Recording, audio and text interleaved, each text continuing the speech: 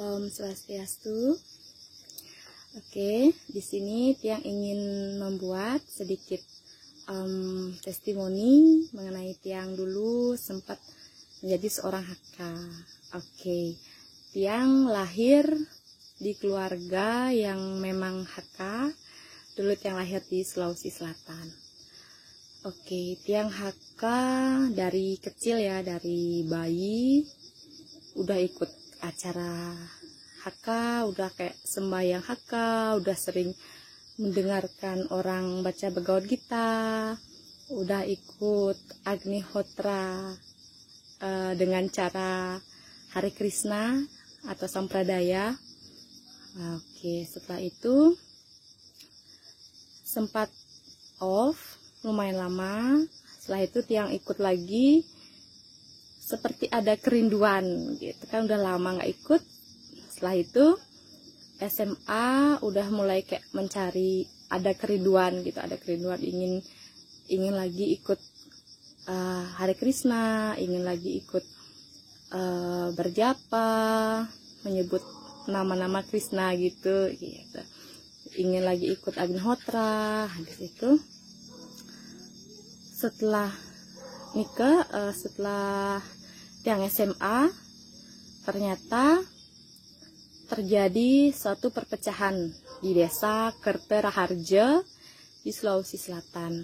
Nah, perpecahannya itu orang yang ikut aliran Hare Krishna tidak mau ikut Trikayangan, khususnya tidak ikut Mepura Dalam.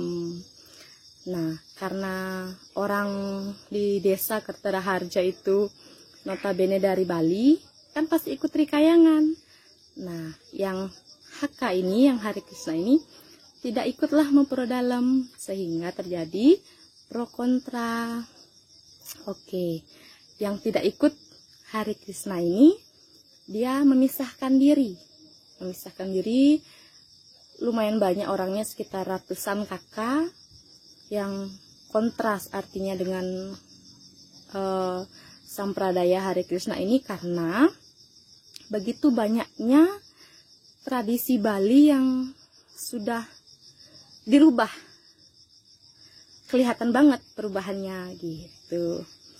Nah, perubahannya itu mulai dari pecaruan, yang kita orang Bali menggunakan daging, darah binatang sebagai yadnya gitu. Orang Hare Krishna kan ahimsa gitu. Mereka sangat menentang apa yang dilakukan oleh orang Hindu Bali di desa tersebut gitu. Akhirnya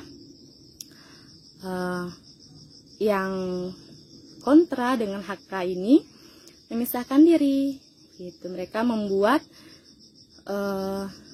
Trikayangan sendiri gitu. Membuat Trikayangan sendiri, membangun lagi pura, pusah, desa dan Pura Dalam gitu. Lama berselang, yang ikut Hare Krishna ini adalah yang meninggal gitu. Yang meninggal itu yang bersangkutan tidak dapat tirta Pura Dalam, karena memang tidak ikut Pura Dalam. Mau nunas di Pura Dalam yang non haka tidak diperbolehkan gitu.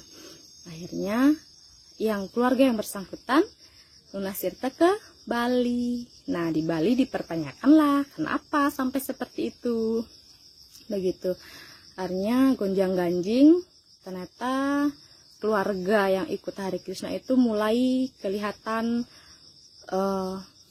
kayak ada yang bodoh, ada pokoknya banyaklah permasalahannya gitu. Akhirnya, tapi di situ Tiang hanya sebagai pengamat, tapi dalam hati tuh masih, aduh kayak masih pengen banget ikut Hare Krishna gitu, kayak nyaman banget dulu di sana gitu. Akhirnya Tiang tamat SMA. Dulu Tiang sempat sembunyi dari keluarga, artinya ikut Hare Krishna lagi, ikut persembahyangan Hare Krishna lagi, ikut Agnihotra secara Hare Krishna, pokoknya secara sembunyi-sembunyi karena kayak kerinduan banget gitu. Dan pada saat melakukan ritual persembahyangan Hare Krishna tuh kayak bahagia banget gitu. Setelah itu Tiang ke Bali, masih kuliah ke Bali, masih mencari asram-asram gitu. Ketemu, tapi nggak pernah nyampe ke asramnya gitu. Akhirnya Tiang melalui seorang teman sampailah di Pesraman Kayu Manis. Setelah itu tadi Pesraman ini mempelajari tentang tradisi. Wah, ternyata tradisi di Bali ini sama yang Hare Krishna jauh berbeda, dan ternyata Tiang sadar, oh iya, ternyata kelirunya di Hare Krishna itu adalah tradisi-tradisi yang benar-benar menjaga keluhuran tradisi Bali itu udah nggak ada, udah mulai kayak menyembah patung ya, patung Srila Prabhupada itu pokoknya udah berbeda banget. Jadi di sini Tiang lebih sadar, oh iya ternyata, tapi Tiang tidak membenci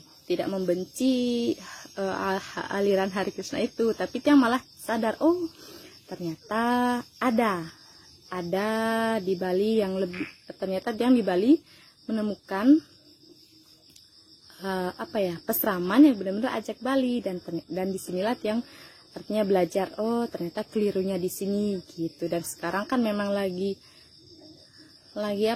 viral gitu. Tiang merasa kasihan banget orang yang ikut Hare Krishna, bukan kasihan bagaimana, ternyata mereka belum semuanya terlalu ngotot, terlalu terdoktrin, dan gak mau keluar dari zona nyaman mereka gitu. Terlalu kuat banget doktrinnya, dan syukurnya yang ternyata bisa istilahnya move on dari ikut sampradaya itu gitu. Dan harapan Tiang di sini semoga semeton kita yang masih ngotot ikut Hare Krishna itu sadar gitu, nggak usah malu untuk kembali ke tradisi kita gitu. Cukup jadikan itu sebagai pengalaman. Oh ternyata saya punya pengalaman begitu, dan sekarang ada solusi untuk keluar dari itu. Kita memuliakan tradisi yang sudah melahirkan kita dari perut ibu sudah diupacarai Bali, lahir sampai besar pun masih diupacarai Bali gitu. Dan semoga konflik yang terjadi segera dapat mereda, karena ini konfliknya nggak main-main. Ini konflik yang ternyata sangat-sangat parah banget udah. Dan semoga keluarga kita, semeton kita yang Bali masih ikut sampradaya, semoga ayo kita sadar kembali, ayo kita kembali ke tradisi luhur kita. Dan Ibu Pertiwi pasti sangat merestui kehidupan kita saat kita sudah kembali ke jalan yang benar seperti itu. Karena kita lahir dari tradisi Bali, sekarang udah besar kok malah menginjak-injak ibu kita yang sudah melahirkan kita. Tradisi kan udah menjadi ibu untuk kita, kok malah kita menginjak-injak, menjelek-jelekkan. Itu kayak udah kena dosa yang kertagena. Dan kata guru saya, dosa kertagena itu tidak ada penebusannya. Sungguh berat banget. Semoga kita bisa damai lagi, hidup rukun, damai, sejahtera. Itu harapan Tiang untuk semeton yang masih ngotot ikut Hare Krishna. Ayo, tidak ada salahnya kita kembali ke jalan Ibu Pertiwi Bali, tradisi Bali yang sudah melahirkan kita. Asa punika yang dapat yang ceritakan. Sebenarnya masih banyak, tapi ntar nggak selesai ya saya cerita. Oke, cukup. Saya tutup dengan Parama Santi. Om Santi Santi Santi Om.